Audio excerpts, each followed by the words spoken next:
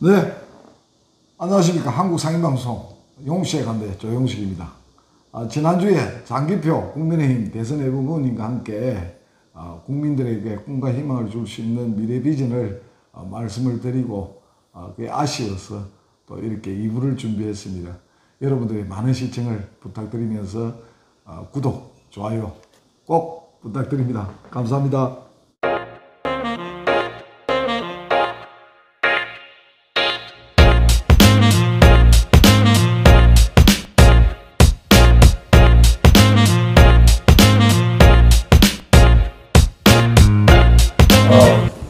제가 일부에 이어서 장기표 후보님께 정말 묻고 싶은 지금 현실적으로 코로나에 대해서 제가 질문을 좀 했으면 합니다. 문재인 대통령이 애초에 지금 코로나 때문에 짧고 굵게라고 이렇게 말씀을 하시면서 셧다운을 이렇게 국민들한테 부담이 좀 되더라도 이 코로나를 우리가 방역과 예방에 이겨내 가지고 코로나를 우리가 타파하자, 물리치자 했는데도 불구하고 모더나가 지금 뭐 2천만 원인가 이게 안 들어갔고 뭐 반밖에 안 들어갔고 40대 50대 되는 사람이 화이자로 또 갈아탄대요. 그러다가 접종이 1차 맞고 나면 2차 된 게 한 4주 정도 이렇게 3, 4주 길어야 3, 4주 다음에 2차 접종을 해야 되는데 지금은 6주가 된답니다. 그럼 이게 효력이 있을 낀가 과연. 그래서 지금 또 셧다운을 시키는데 오히려 확진자가 늘어나고 있지 않습니까? 이에 대해서 지금 현실적으로 정부가 이렇게 방역을 하고 있는 부분에 대해서 이게 불편한 진실을 한번 말씀해 주시기 바랍니다. 우리 시청자 여러분, 또 우리 국민 여러분, 이 문재인 정부의 이 코로나 대책은요, 사기입니다, 사기.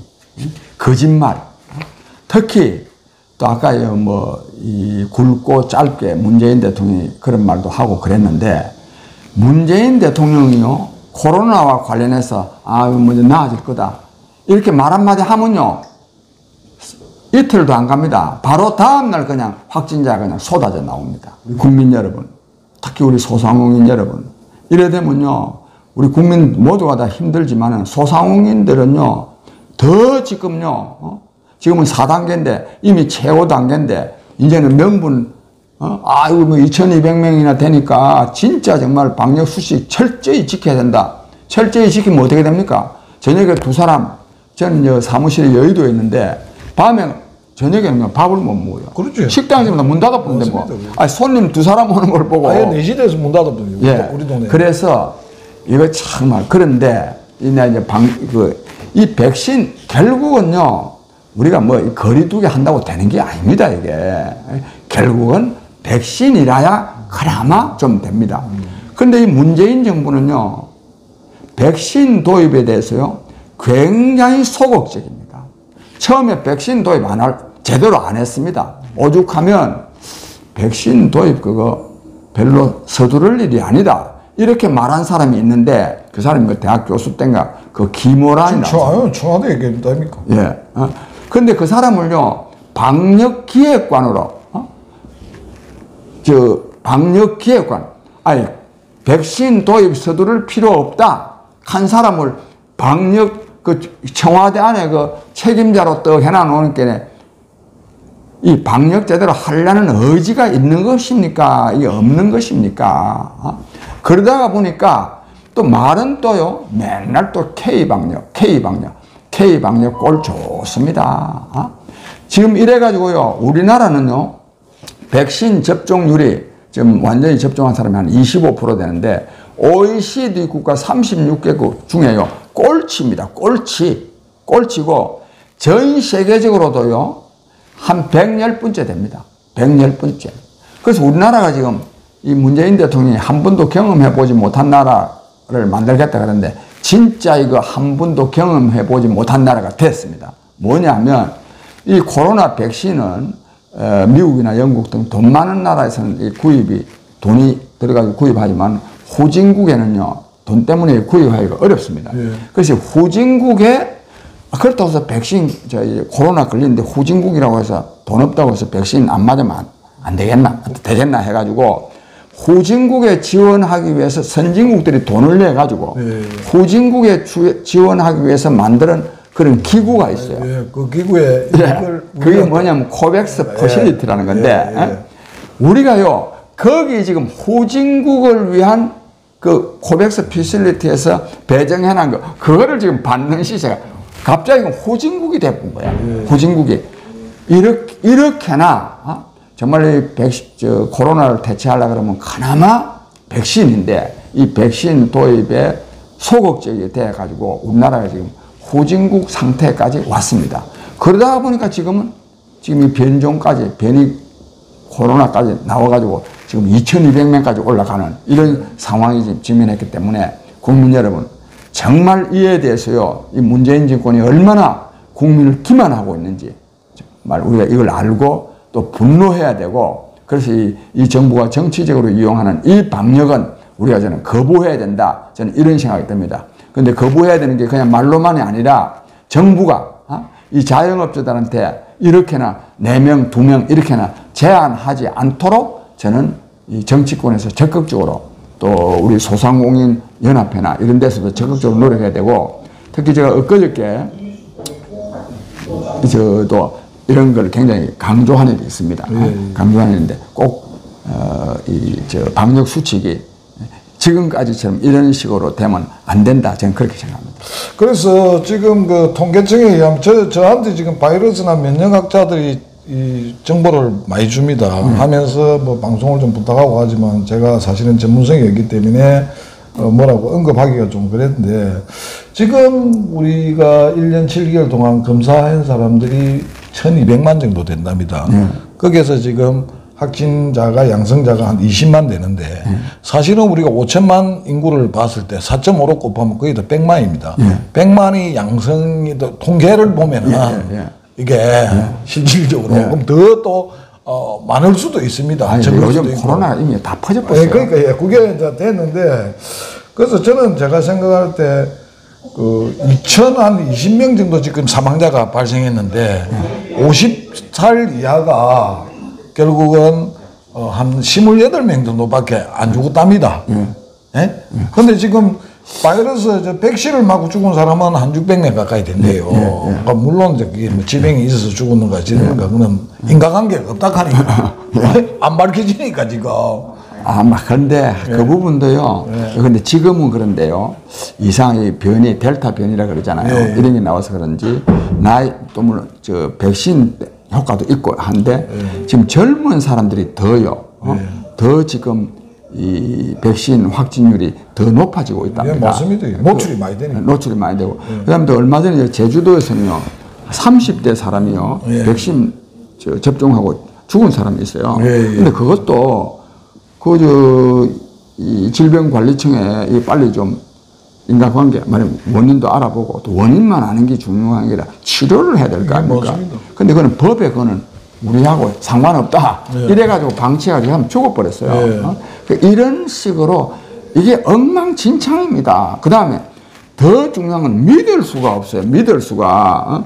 맨날 도입한다 했는데 도입 안 되고 또 좀 있다가 이제는 해결됐다.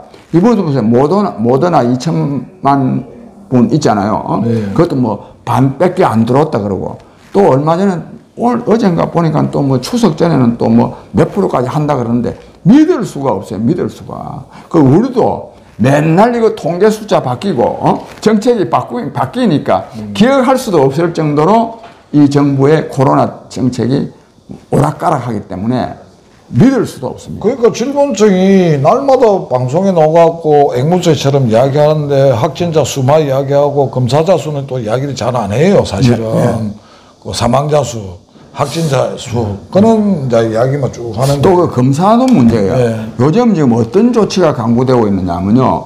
이 자영업 하는 분들 아십니까? 식당이나 이런데 전부 다 그 직원들 다 검사밖에 만들고 있어요. 검사 안 하는 것도 영업 못 한다. 영업 못 합니다. 이거를 왜 합니까? 내가 볼 때는요, 8.15 집회, 앞으로 이 국민의 불만, 저항감이 씌어지니까 확진자 늘리기 위해서 예. 확진자라는 건요 검사자 수에 굉장히 비례합니다. 예, 맞습니다. 검사 안 하면 확진자 안 나오고 그렇지. 검사 많이 하면 확진자 많이 나옵니다. 예, 예. 그 확진자를 많이 나오게 하기 위해서 저 가게들이 있잖아요. 네, 뭐 자영업 가게들에 있는 직원들 전부 다 지금 검사받게 만들고 있어요. 물론 확진자가 많이 생길까 싶어서 종업원들이나 주인들이 다 하긴 하지만 또 실질적으로 손님이 또 양성 환자가 들어오면 그 주인도 걸리기고 종업원도 확진이 될까 아닙니까 사실은 그지. 그러니까 이는 이제 불편하고 그 뭐랍니까 그 형평성이 없는 이런 방역 때문에 지금 근데 형평성도 없을 뿐만 아니라 정치적으로 또 이용한단 말입니다. 그러니까 부작용이 이 백신 접종의 부작용 때문에 사람들이 불안하니까 전에 정부에서 1억 얼마 인과성이 밝혀지면은 1억 얼마 정도의 보상을 해준다 했지 않습니까? 그죠? 근데 600명 가까이 죽었는데 인과성은 안 밝혀지고 있지 않습니까? 그리고 이거 사실 우리는 모르잖아요. 뭐 인과성이 있는지 없는지 우리 의사도 아니고. 그 정부가요. 옛날에 저 독감도요, 인과성 없다고 자꾸 그랬거든. 그러니까 없다고 하는데 우리가 이거, 사실 이거는 이제 당사자들이 항의를 해가지고, 진짜 국립과학수사연구소에 의뢰라 해가지고 해야 되고, 그 다음에 인과성이 없다는 거를 너무 600명, 2200명이나 주는데 전부 다 인과성 없다 하면 이 설득력이 있습니까? 그 다음에 혈전이라는 게 무섭거든요. 혈전 현상이 혈전이라는 게 혈전 현상이 일어나면 생명과 직접 연결됩니다.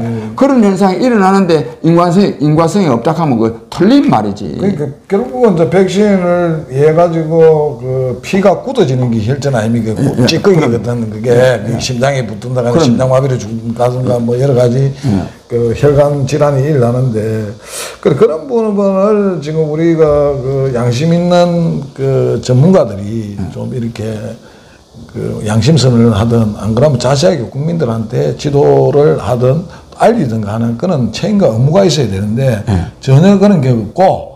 근데 그런 사람들은 의사들은 많이 있어요.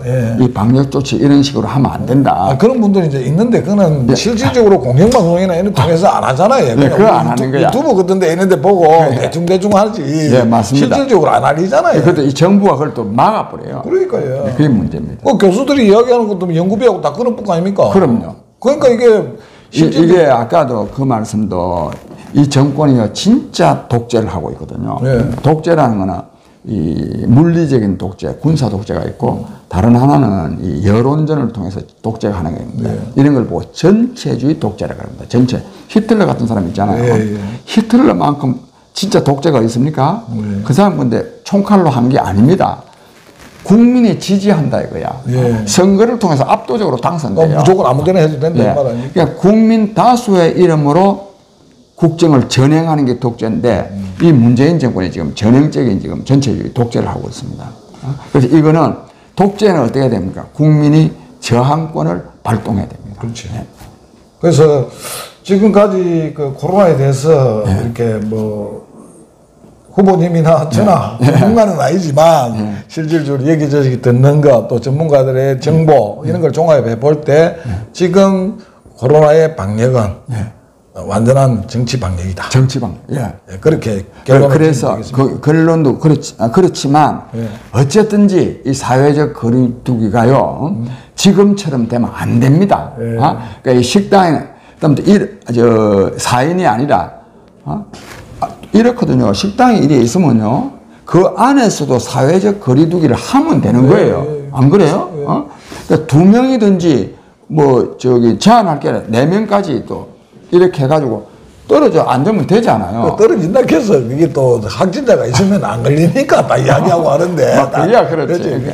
최소화시키기가 확진을 최소화시키기. 그래서 이제는 이 영어를 써서 하는데 with 코로나라는 말이 있어요. with 같이. 함께. 이제는요 코로나와 함께 살겠다는 각오를 해야 돼요. 맞습니다.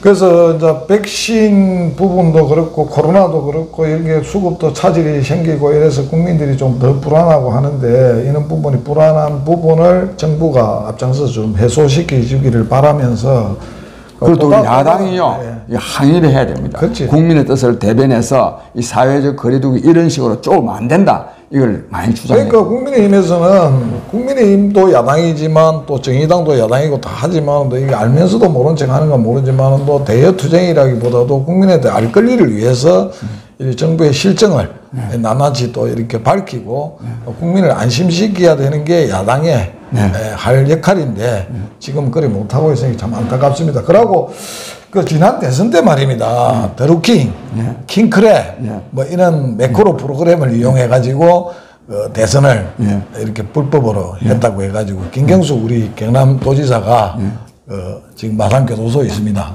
참 부끄러운 일이지만 뭐 더운데 고생은 많지만 사람이 뭐 제가 밉지 사람이 미운 건 아닐까 입니까 그지 우리가 그래도 이런 짓을 해서는 절대 안 될 것이고 보수들이 지금 또 대선도 향후 대선에서도 이런 현상이 일어나지 않을까 하는 그런 우려를 합니다. 왜냐하면 이번 특검이 뭘 했냐면은 그 지금도 매크로가 움직이고 있다. 불법. 움직이고 있을 수 있다. 있다. 나는 볼 때 있을 수 있다가 아니고 있다라고 그렇게 여겼습니다. 그래. 사실은 우리가 보면은 그런 게 역력히 보입니다. 댓글 같은 거 보면은. 그래서 이걸 어떻게 그 후보님께서는 만약에 결선에 올라가시면 후보님이 그걸 막아야 될 거 아닙니까? 내가 좀 말씀드릴게요. 우선요, 이 드루킹 사건 말하자면 이 김동원 씨 본명이 그런데 이 선거는요, 그 허익범 특검은 한 뭐 2, 3% 영향을 미치다고 그러는데 그 사람은 이제 뭐 또 그렇게밖에 말할 수밖에 없는 환경 아닙니까? 그 사람이 뭐 이거 부정선거다 너무 갈 수는 없으니까 이는 명백한 부정선거입니다. 얼마나 조작을 했느냐 하면 무려 8천만 건입니다. 8천만 건. 만약 투표하는 사람이 한 3천만 명 정도 되는데 1인당 3분씩 이 댓글이라든지 또는 공감, 비공감을 눌러가지고 이렇기 때문에 이는 명백한 이는 불법 선거입니다. 그래서 이분의 이 불법 선거라는 주장은 오래전부터 있어 왔는데 김경수 말하자면 이 전 경남지사가 유죄가 확정됨으로써 지난 문재인 대통령이 한 2017년도에 5월 10일 한 선거는 부정선거 이미 확인된 겁니다. 5월 9일이죠. 확인된 겁니다. 그래서 사실은 이거는요, 그렇다고 뭐 지금 대통령 선거를 다시 할 수는 없지만 부정선거를 확인하고 문재인 대통령이요, 여기 관련이 없겠습니까? 그 김정숙 여사, 경인선 가자. 경인선이 그거거든. 드루킹인가 하는 사람들. 그 모임이 경인선이에요. 그 신문에 다 나오는 얘기입니다. 그거 경인선 가자. 그래, 나 문재인 대통령이 내가 불법 지시했습니다. 지금 이제 드루킹 내가 다 알고 있습니다. 이렇게는 말 안 해도 최소한으로 대국민 사과는 해야 되는 거 아닙니까? 정말 지난번 선거가 내가 뭐 한 건 아니지만 이 부정한 점이 많이 있은 데 대해서 내가 당사자로서 굉장히 정말 국민 여러분께 송구스럽게 생각합니다. 그리고 또 지난 4월 그러니까 1년 지금 4개월 됐습니다. 그지? 총선이. 그것도 지금 부정선거라고 민경욱 전 의원이 계속 주기자기 하고 있는데 이 부분은 또 어떻게 생각하세요? 그거는요. 나는 그 전에도 부정선거의 개연성은 있었지만 구체적인 증거를 내가 보지 못했기 때문에 그걸 주장을 못했는데 내가 이 민경욱 의원을 며칠 전에 만났어요. 지난 한 일주일 전에. 4.15 총선 때 그때보다도 6월 28일 날 재검표를 했어요. 그 재검표에 나온 거를 있을 수 없는 일들을 다 영상으로 찍어 왔습니다. 내가 그걸 보고 부정선거가 있었음을 나름으로는 확인했습니다. 그러나 곧 가까운 시일 안에 그 자료가 정리되면 작년 4.15 이 총선거가 부정선거였다고 하는 것을 제가 지적하는 기자회견도 하고 그에 대한 정부의 응분의 조치도 제가 강구할 생각을 하고 있습니다. 그 다음 중요한 질문은요. 이대로 가면요. 다음 대선 이거 누가 믿을 수 있겠습니까? 그래서 적어도 다음 조치를 취해야 됩니다. 뭘 해야 되느냐. 전자개표는 절대 안 해야 됩니다. 수개표 해야 됩니다. 수개표. 수개표 해도요. 그날 밤에다 선거 결과가 나옵니다. 전자개표 옆에 그냥 앉아 놀고 뭐 전자개표 할 필요가 없어요. 특히 이거는 독일 연방헌법재판소에서 유권자인 국민이 의심하는 그런 투개표 과정은 옳지 않다 그래가지고 독일 같은 나라에서도 처음에 전자개표 하다가 다 수개표로 돌았었거든요. 네. 그래서 우리도 이번에 제1야당인 국민의힘이 나서서 공직선거법 개정을 통해 가지고 전자개표를 안 하게 해야 됩니다. 그 다음 두 번째는 뭐냐 하면 사전투표 있잖아요. 사전투표를 이틀간 하는데 이틀간 할 필요가 없어요. 하루 하면 되지. 본투표하라고 공휴일까지도 만드는데 이틀 할 필요가 없고, 그 다음에 이틀이냐 하루냐도 중요하지만은 그 사전투표한 걸 관리를 철저하게 해야 됩니다. 예. 지난 선거는요, 그 관리가 안 돼 있어요. 심지어는요, 각 선관위 사무실에 보관하는데, 뭐 창고인가 뭐 어디 보관하는데, CCTV도 없었답니다. 예. 그 선관위 직원이 한 사람이 문 짜고 들어가가지고 얼마든지 그 바꾸치기 할 수도 있는 그런 상황이었기 때문에 사전투표의 투표지 관리 철저히 하는 말하는 방안을 강구해야 되고, 또 하나 이 전자개표기나 사용하면 안 되는 이런 법을 저는 개정해야 된다고 생각합니다. 그래서 내부적으로 볼 때 국민의힘 내에서 지금 대선 예비 후보가 13분? 예, 그렇답니다. 예, 나왔는데 결국은 그 윤석열 씨, 저도 마찬가지 지금 이야기하지만 문석열 씨나 최재형 씨나 홍준표 씨나 몇 분, 특정한 몇 분만 언론에서 지금 거론을 하고 있거든요. 이게 지금 제가 보면은 이 대선 후보들을 기득권층들과 언론에서 이렇게 만들어 생산하고 있는 것 같아요. 제가 생각할 때. 그래서 그 다음에 군소위부들은 이름도 몰라요. 우리 국민들이. 모르죠. 예. 그래서 이게 제가 볼 때는 정치 권력도 권력이지만 제가 지금 단호하게 이야기하지만 검찰 권력, 언론 권력.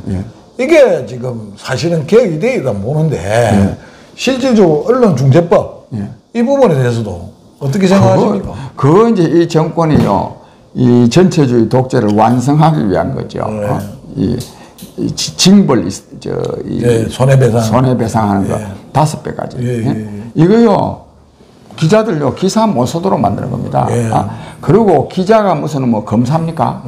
다 수사도 못 하는데. 수사 다 해놔놓고 기사 씁니까? 그러니까 수사권도 없고. 뭐. 고의성이 없으면 그 처벌받으면 안 되는. 오늘 시간 많이 내주시고 끝으로 만약 국민의힘 대선 후보가 되신다면은 사회적 약자로 지금 전략한 우리 소상공인들과 자영업자 그리고 노점사 또 그리고 뭐 지금 우리끼리 하는 말 백수 그런 분들을 구제할 수 있는 정말 복지 대한민국을 지향하면서 어떠한 정책을 펼실지 그에 대해서 마지막으로 한번 우선은요, 그 소상공인 뿐만 아니라 모든 국민의 기본 생활 있잖아요. 기본 생활이 뭐냐면 의식주, 의료, 교육입니다. 이거는 무조건하고 보장돼야 됩니다. 돈이 아무리 없어도 또는 뭐 실직을 했던 뭐 회사가 망했던 국민의 기본 생활은 충분히 보장할 수 있습니다. 거기다가 특히 소상공인 이 자영업자들과 관련해서 말씀드린다면 근데 요것도 이분들도 국민의 기본 생활이 보장돼야 됩니다. 이게 안 되니까 우리나라는 지금 소상공인의 자영업자 비율이 실제로 너무 많습니다. 이래 가지고는 제사를 재보험이 돼가지고 못 삽니다. 이게. 그래서 아까 말한 대로 국민의 기본 생활을 보장함으로써 내가 명예퇴직 당했다고 해서 전부 다 자영업자로는 나오지 않을 수 있는 걸 만들어야 됩니다. 그래야 되지. 전부 다 자영업자로 계속 나오는데 그걸 보호할 방법이 없어요. 그런 게 있고, 그 다음에 카드 수수료 같은 것도 적정하게 해야 되고, 특히요, 이 코로나 이런 같은 경우에는 너무너무 손해가 아니라 그냥 장사가 안 됐는데도 임대료는 거의 그대로입니다. 뭐 착한 임대료라 해가지고 스스로 좀 깎아주는. 오른 데도 있어요. 예? 더 오른 데도 있어요. 오른 데 있는데, 그래서 그런 경우에는 만약에 이게 코로나와 같은 이런 진짜 정말 돌발 변수에 의해서 손해를 봤으면 임대료도 좀요, 거기에 상응하게 되는 낮추는, 이거는 진짜 법제화할 필요가 있다고 생각합니다. 그렇지 않아도요, 천당후에는 뭐 분당이고 조물주에는 뭐 건물주라는 말이 있지 않습니까? 건물주는 전혀 손해보지 않는 이런 일은 저는 없도록 해야 된다. 그래서 이 자영업자들이 만약 임차인들이 손해를 봤으면 건물주도 임대인도 좀 손해보도록 해야 된다. 즉 고통을 좀 분담해야 된다. 그렇게 생각합니다. 예, 그 뭐 오랜 시간 이렇게 인터뷰 해주셔서 감사하고 하루 종일 저 후보님과 이야기를 해도 예, 그래서 오늘 체계적인 논리로 이렇게 말씀해주신 그 장기표 후보님께 감사를 뭐 보냅니다. 그러고 뜻이 이루어지길 바라고 그 경선 과정에서도 부디 국민들의 대립과 갈등을 해소할 수 있도록 해주시고 그리고 화합할 수 있는 대안과 대책을 마련해 주셔서 우리 국민들에게 장기표의 꿈과 희망이 이루어지기를 기대해 봅니다. 감사합니다. 그 장기표의 꿈이요. 우리 국민의 꿈입니다. 국민의 희망. 알겠습니다. 꼭 제가 전하겠습니다. 꼭 이루도록 제가 열심히 노력하겠습니다. 굉장히 제가 홍보맨이 돼야 되겠네요.